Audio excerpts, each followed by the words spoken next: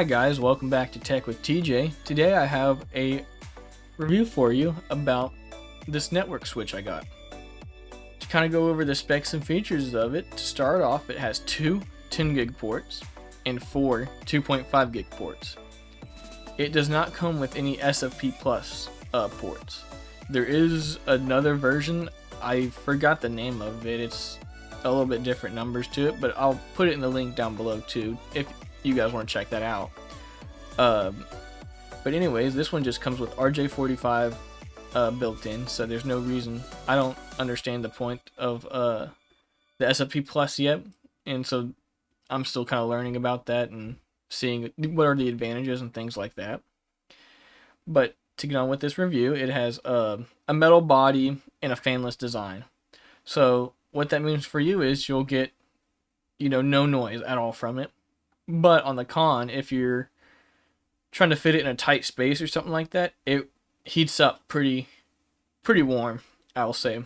So you kind of want it to be in a more open area where air can easily pass over it. This is a desktop or wall mount kind of thing. You can also put it in a 10-inch rack, which is what I did with mine. And if you want to check that out on my video, I have a video on the 10-inch rack that I have. But it fits in there perfectly. As you can see probably too, I will show pictures of this device. I measured it and everything for you guys, so that way you don't have to. To get into kind of the build and design of this, as you can see from pictures too, it's very compact. It's not a big network switch at all. I mean, it only has 6 ports to it in total, so. But yeah, it's very slim and yeah, not a huge deal.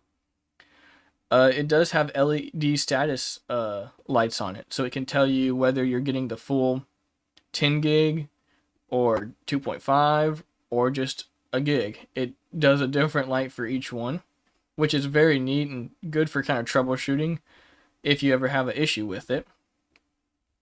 As I mentioned, it is fanless, so it's completely silent. You never have to worry about it being too loud or something, especially if you're like me and have this set up in your room.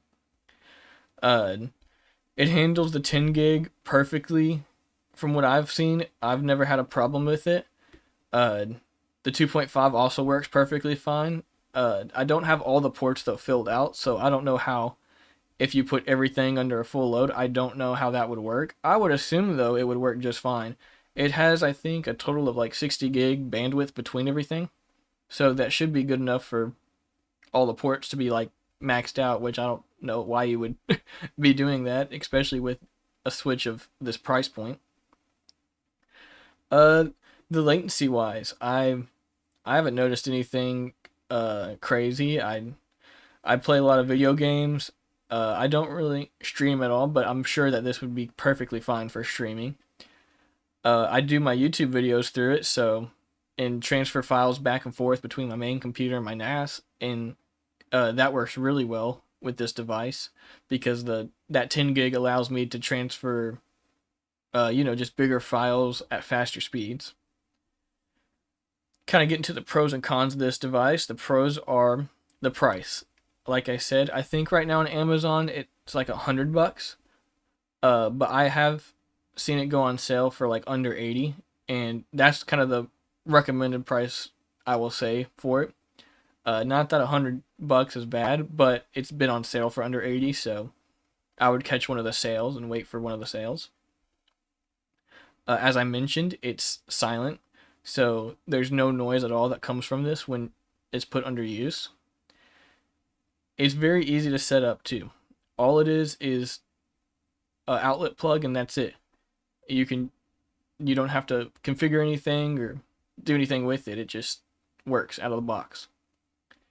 It does support those mixed speeds of 2.5 and 10 gigs, so it gives you a good amount of options, especially if you're just starting off in the kind of like home labbing and getting an upgraded network setup.